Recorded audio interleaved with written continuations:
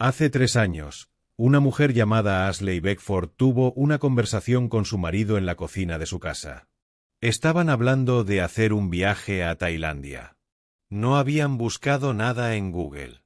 No habían mencionado el destino en ningún mensaje. No habían entrado en ninguna web de viajes. Esa misma tarde, su teléfono le mostró un anuncio de vuelos a Bangkok. Lo publicó en Twitter. En 24 horas tenía 40.000 retweets.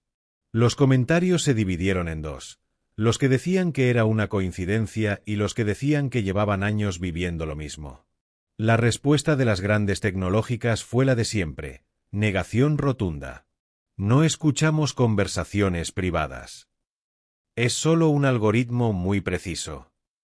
Es una coincidencia. Pero hay un problema con esa respuesta. Y es que existe documentación. Documentación pública, registrada, verificable. Patentes con número de registro. Políticas de privacidad redactadas por las propias empresas. Estudios académicos publicados en revistas de referencia. Testimonios ante el Congreso de los Estados Unidos. Declaraciones de exempleados bajo juramento. Nadie tuvo que filtrar nada. Estaba ahí. En los propios documentos que estas empresas presentaron ante organismos reguladores, ante jueces, ante parlamentos. Lo que vamos a hacer en los próximos 20 minutos es leer esos documentos juntos. Sin especulación. Sin alarmismo. Solo los hechos, en orden, y lo que significan. Para entender lo que está pasando con la vigilancia a través de dispositivos inteligentes, primero hay que entender cómo funciona la economía que la impulsa. El modelo de negocio dominante de Internet no es vender productos. Es vender atención. Y para vender atención, necesitas datos.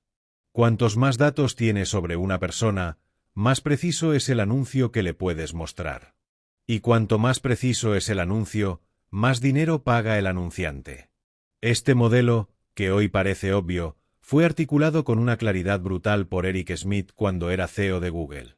En 2010, en una entrevista con el Wall Street Journal, dijo algo que merece ser repetido exactamente como lo dijo: sabemos dónde estás.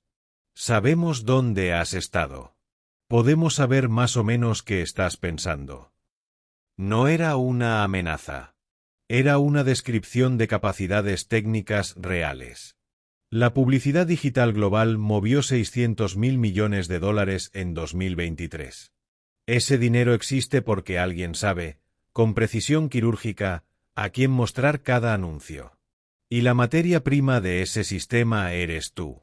Tus búsquedas, tus compras, tus movimientos, tus relaciones, tus miedos, tus deseos, tu ritmo de sueño y tus patrones de conversación. El mercado global de datos de comportamiento del consumidor superó los $3,5 billones en 2023, según Grand View Research.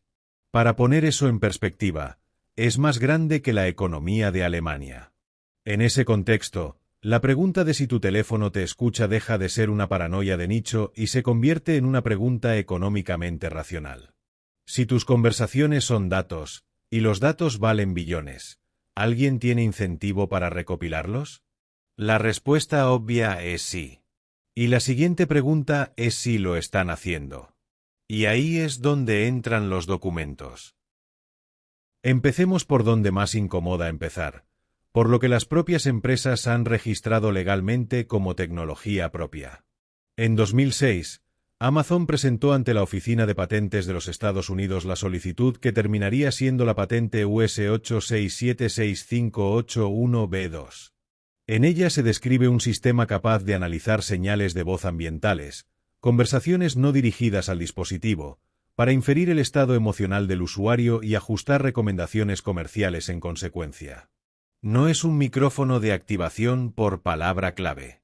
Es un sistema diseñado explícitamente para extraer valor comercial del análisis de conversaciones ambientales. 2 años después, en 2008, Sony registró la patente US 20100082328A1, que describe un sistema capaz de analizar el contenido de conversaciones para construir perfiles de interés del usuario y generar publicidad contextual personalizada. En 2011, Apple registró la patente US 20130080158A1. Esta patente es especialmente reveladora porque describe de forma explícita la capacidad de Siri de analizar el tono de voz, no solo el contenido, para determinar el estado emocional del usuario. Miedo, estrés, euforia, tristeza, y ajustar el comportamiento del sistema en función de esos estados. En 2015, Google presentó la patente US 9390724B2, que describe un sistema de análisis de contexto ambiental capaz de inferir información personal a partir de sonidos del entorno. Si hay un televisor encendido, ¿qué programa está emitiendo? Si hay otras personas en la habitación. Si el usuario está en casa o en la calle. Registrar una patente no significa que la tecnología esté siendo usada activamente. Eso es importante decirlo. Las empresas registran tecnología por razones defensivas, para bloquear a la competencia, para explorar posibilidades. Pero estas patentes confirman dos cosas que no tienen discusión posible.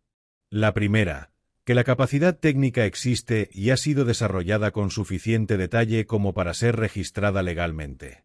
La segunda, que existe una intención comercial articulada alrededor de la vigilancia de audio ambiental. Estos no son documentos filtrados por hackers. Son documentos que estas empresas presentaron voluntariamente ante el gobierno de los Estados Unidos. 2019 fue el año en que las tres grandes empresas de asistentes de voz admitieron simultáneamente que contratistas humanos escuchaban grabaciones de sus usuarios. Primero fue Apple. En julio de 2019, el periódico The Guardian publicó el testimonio de un contratista de Apple que describía cómo su trabajo consistía en revisar grabaciones de Siri para mejorar el reconocimiento de voz. Algunas de esas grabaciones, explicaba, incluían conversaciones privadas, discusiones médicas, interacciones íntimas. El contratista no había firmado ningún acuerdo sobre qué hacer con lo que escuchaba. Apple confirmó la práctica. 3 semanas después, Bloomberg publicó una investigación equivalente sobre Google Assistant. Cientos de contratistas en todo el mundo revisando grabaciones de usuarios. El mismo esquema, mejorar el sistema, sin que los usuarios supieran que había personas escuchando. Google confirmó. Amazon tardó menos de un mes en sumarse a las confirmaciones. Wired publicó el testimonio de exempleados de Amazon que describían el proceso de revisión de grabaciones de Alexa. La empresa confirmó que la práctica existía y que incluía grabaciones activadas por error. 3 empresas. 3 meses. 3 confirmaciones. Y aquí hay algo que merece atención. Los 3 sistemas afirmaban escuchar únicamente después de la palabra de activación. Pero en 2019, investigadores de la Universidad de Bochum, en Alemania, publicaron un estudio en el que demostraron que Alexa se activaba sin que nadie pronunciara su nombre de activación una media de 19 veces al día. Cada activación falsa generaba una grabación. Cada grabación era enviada automáticamente a los servidores de Amazon. En muchos casos, esas grabaciones contenían fragmentos de conversaciones privadas completas que el usuario nunca supo que habían sido capturadas. El sistema no necesitaba escuchar intencionalmente. Los errores técnicos hacían el trabajo. En noviembre de 2023, el periodista tecnológico Byron Tau publicó en 404 Media los detalles de una presentación interna de una empresa llamada Cox Media Group. Esta presentación, dirigida a potenciales anunciantes, describía un servicio al que denominaban Active Listening. El documento era explícito. Describía la capacidad de capturar audio ambiental a través de micrófonos de smartphones y smart TVs para identificar señales de intención de compra en tiempo real y usarlas para segmentación publicitaria. La presentación nombraba directamente a Meta, Google y Amazon como socios tecnológicos del sistema. Las 3 empresas negaron cualquier relación con el servicio específico de Cox Media Group después de la publicación. Meta afirmó que Cox había sido eliminada de su programa de socios. Pero el documento ya había circulado. Y lo más relevante no era si el sistema estaba operativo.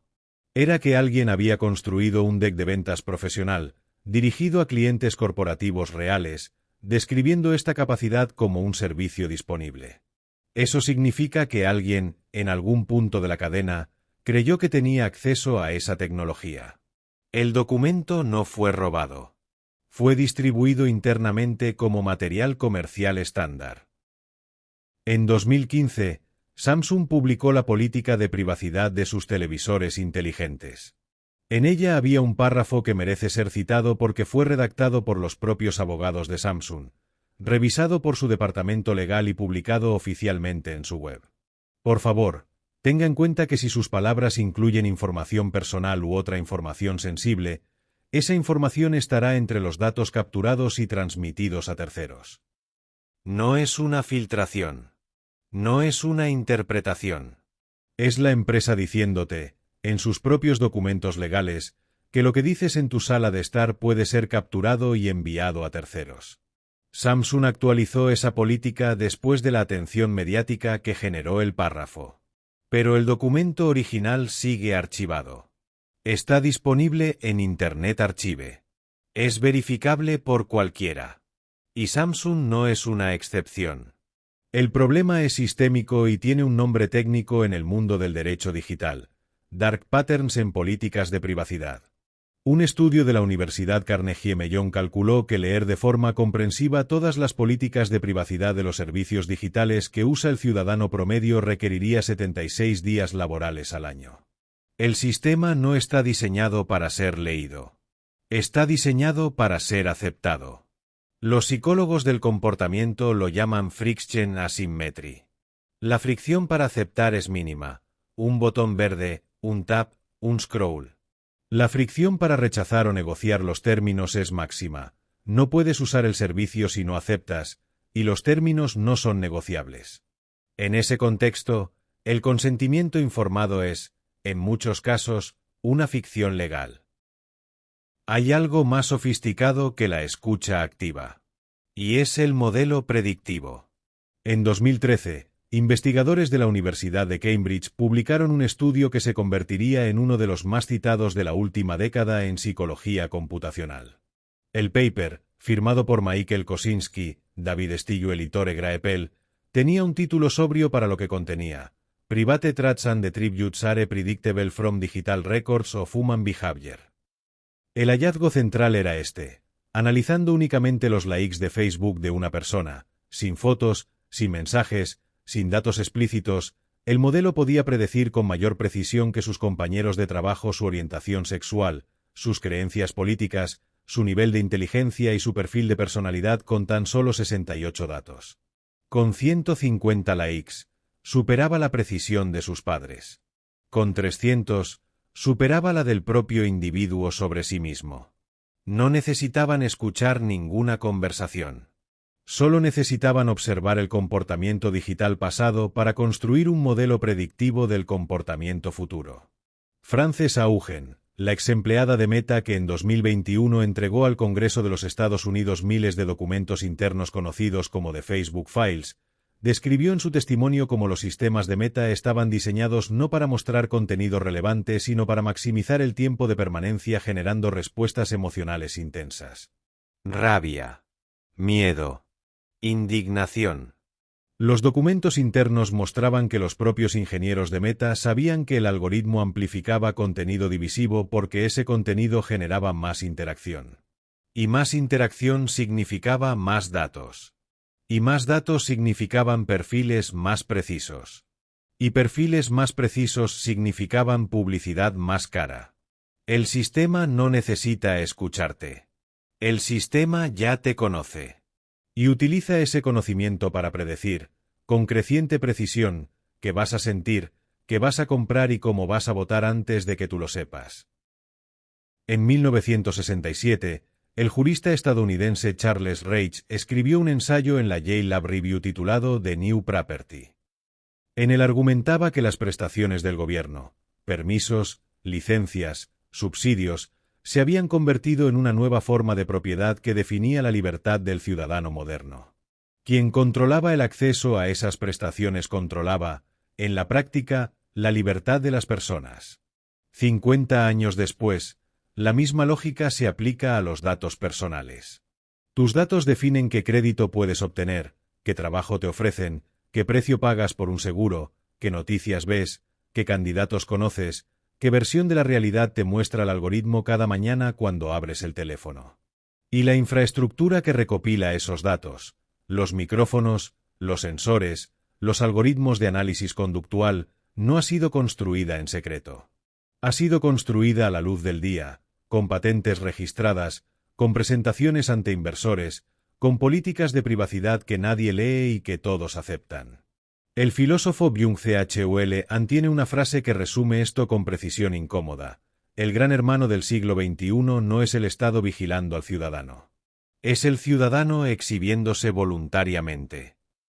La vigilancia más eficiente de la historia no requirió cámaras en cada esquina. Requirió convencer a 7.000 millones de personas de que llevaran el dispositivo de vigilancia en el bolsillo y lo cargaran cada noche para que al día siguiente estuviera listo. Lo que hagas con esta información es decisión tuya. Pero a partir de hoy, al menos, es una decisión informada.